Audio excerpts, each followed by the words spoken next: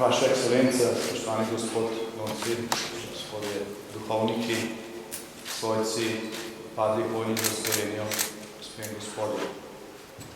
Danes ne obhajamo samo konec oboroženih spopadov vojni za Slovenijo, obhajamo tudi dan, ko je Slovenija zmagala.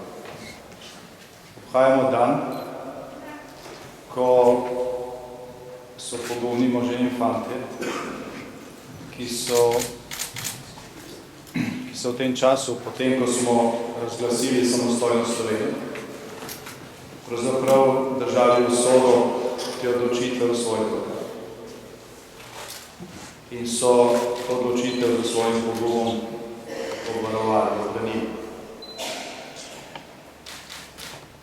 Danes smo na tem posvečenem kraju, v tem pomniku, tudi zato, da se spominjamo vseh tistih v zgodovini katerih rodov Slovencev, ki so umrli za domovino. In so večinoma pozabljeni. Če stežemo spominom samo 100 let nazaj, ker obhajamo 100. obletnico prve svetovne morije, takrat je recimo v Galiciji umrlo preko 30.000 slovenskih mož in fantov, toliko slovenskih grobov je tam, danes je tam Ukrajina in so skoraj pozabili. Na slovenski zemlji je nekaj 100 morišč, množičnih morišč, kjer so tudi umirali za domovino in so še vedno nepokopani.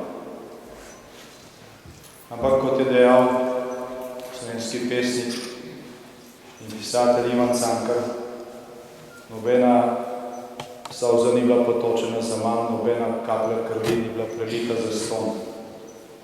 Pred 25 leti so tudi te žrtve pripomogle k temu, da se tragična zgodovina Slovencev ni ponavljala.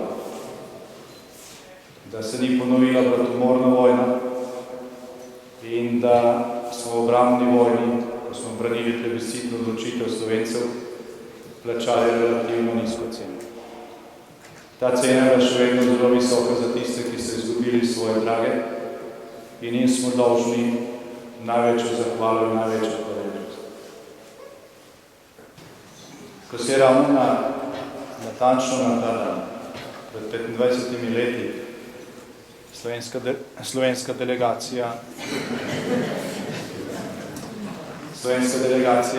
na Brionih prvič pogajala v imenu Slovenije kot samostojnega subjekta, je bilo to možno zaradi tega, ker smo prej plebiscitno odločitev Slovenije obranili na bojnem polju. Takrat nismo še povsem vedeli, da so spopadi končani. Vedeli smo, da smo v Sloveniji mi gospodar na svoji zemlji. Vedeli smo, da bo kdorkoli odpor Slovencev težko strl po tistih zmagah v 11 dneh. Takrat pa smo vendarle spremljali tudi žalostne slike, ko se je po slovenskih župnijah pokopavalo tiste, ki so vendarle padli v vojni za Slovenijo. Skratka, takrat je veliko slovenskih duhovnikov, ki so bili tudi vpoklicani v teritorialno obrambo. Poleg tega, da je opravljalo svete maše za slovenske vojake in policiste na veliko krajih v Sloveniji, ne samo v cerkvah, ne tudi drugod. Žal pokopavalo tudi tiste, ki so padli v vojni za Slovenijo. In to so bile slike, ki so prinašale žalost v tisto veselje, da smo v tem spopadu, v tem neenakopravnem spopadu prevladali.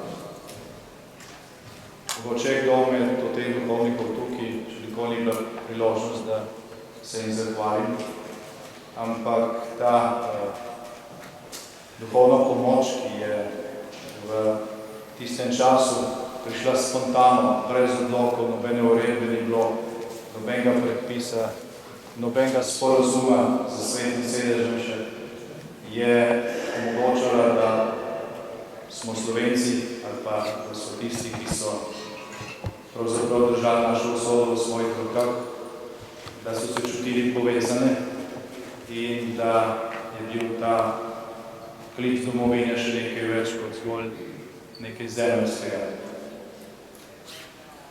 Zato je prav, da takšen pomnik, tudi zato je prav, da takšen pomnik odkrivamo tudi na tem posvečenem kraju. Jaz sem bil nekaj let po padcu Berlinskega zidu prvič v Varšavi, v prestolnici Poljske. Bilo je nekaj prostega časa in smo obiskali tudi več cerkva v centru mesta. Nekaj časa ni bilo jasno, kaj je v teh cerkvah drugače kot v naših, v Sloveniji. Potem pa me je prešinilo, kad je bilo polno spominskih tabel, polno pomnikov poljske zgodovine. Je bilo v teh cerkvah. Še posebej so izstopale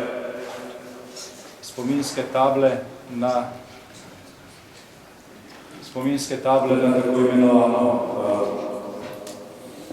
moram izbližiti,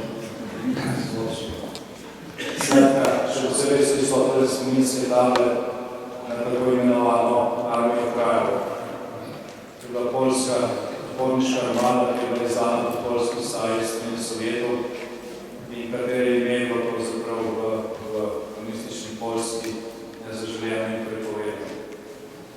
Ampak pogumna poljska cerkev je kljub temu tudi v času krvnega komunizma postavljala enako te male spominske plošče. In jaz se danes zahvaljujem Slovenski cerkvi, da sledi temu pogumnemu uspehu. Resnična hvala. To je dokaz, znani dokaz te povezanosti, ki je takrat prevevalo slovensko krščansko občestvo, kljub temu, da gospoda Škofa Šustarju niso dovolili slišnega blagoslova slovenskega. In ta pomnik je trajen, je tudi izraz naše globoke večne hvaležnosti nas in prihodnjih rodov Slovencev, vsem, ki so skozi burno zgodovino slovenskega naroda umrli za zgodovino. Hvala vsem.